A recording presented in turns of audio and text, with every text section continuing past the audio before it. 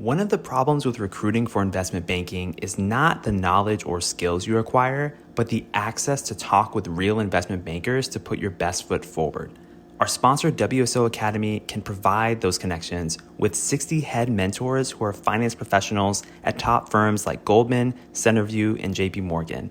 Imagine being able to get on the phone within 24 hours with one of the Academy's 1,300 mentors right before a critical interview. Get on the waitlist for WSO Academy today by clicking the link in the show notes or by visiting wallstreetoasis.com/academy.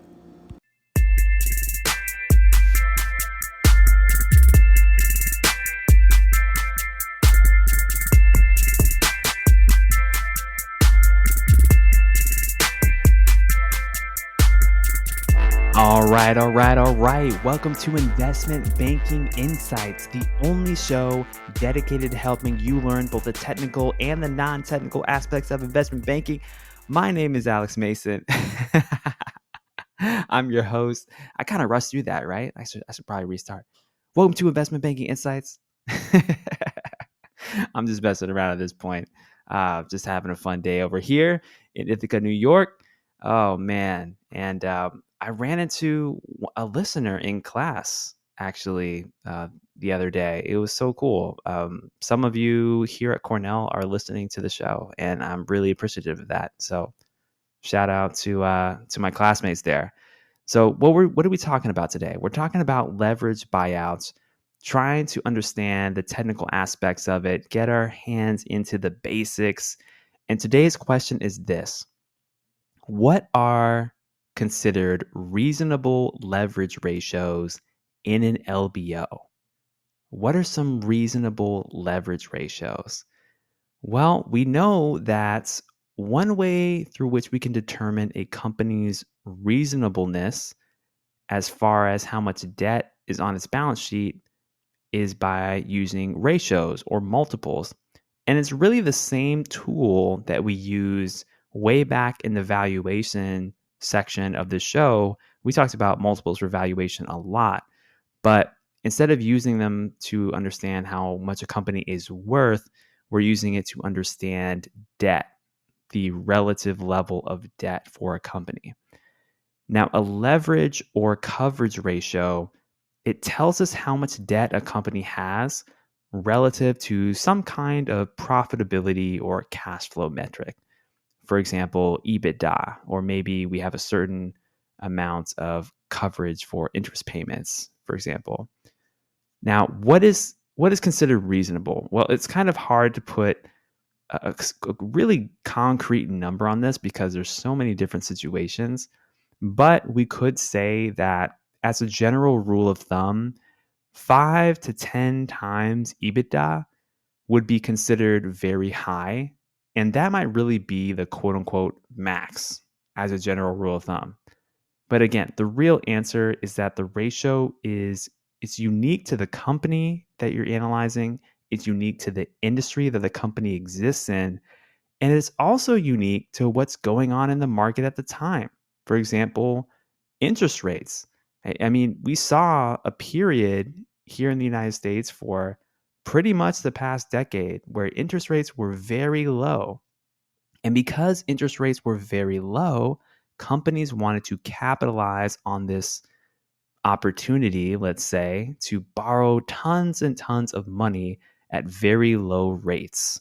And it was this huge stimulus into the economy. And so companies that maybe during normal times may have been more prudent with their balance sheet and maybe had debt at 1 to 2 to 3 times EBITDA, maybe they had it at 5 times EBITDA or 6 times EBITDA. But don't worry, it's okay. Our interest expenses are very low because interest rates are low. So you have these market dynamics happening too. And what's considered acceptable by the mainstream is going to be affected by perception of the market at that point in time.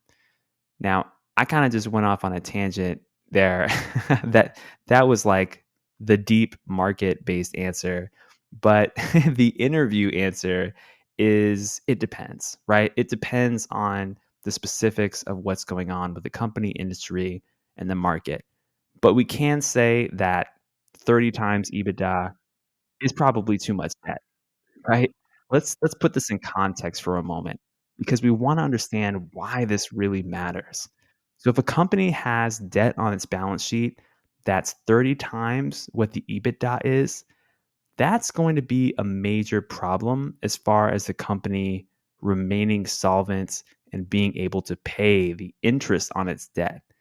So that means that for every $1 in EBITDA the company makes, it has $30 of debt on its balance sheet, on its books. And what is this equivalent to? It's equivalent to, imagine that you have a $100,000 salary, right? And you're trying to make a payment on a $30 million mortgage for your house. That just doesn't make sense, right? So it's actually, oh wait, more like a $3 million mortgage. I think I added a zero there, but nonetheless, it's still a lots of money relative to what you're making, right? Like, how could you pay a payment on a $3 million mortgage with $100,000 salary? That you're just not going to be able to do it. You're not solvent. So that's why these ratios are important, because it helps us gauge as investment bankers, as advisors, how risky the profile of a company is, because we're trying to look at it from the viewpoint of our clients too, right? If our client is a private equity firm and they're trying to perform a leveraged buyout of another company, they probably want to know how much debt could they put on this company reasonably, right? And also the structure of that debt. We talked about tranches a little bit in the last episode. So that's kind of the lens with which we can view the situation. Is the reasonableness, of course, it depends on a variety of factors, but the reason that we care about this is because we want the company to be able to basically pay its bills and continue moving on as a successful company. So that's the why behind it. So reasonable leverage ratios, different things to consider, and we've explored them here over the last few minutes. But that's what I got for you today here on Investment Banking Insights. My name is Alex Mason. I am your host, and I'm so grateful for you listening, so grateful for you joining. If you're just starting your classes like I am here in the fall, good luck to you, getting all your books, getting your homework assignments, and just, doing your thing. So props to all the students out there. I will see you on the next episode. Take care and have a wonderful day.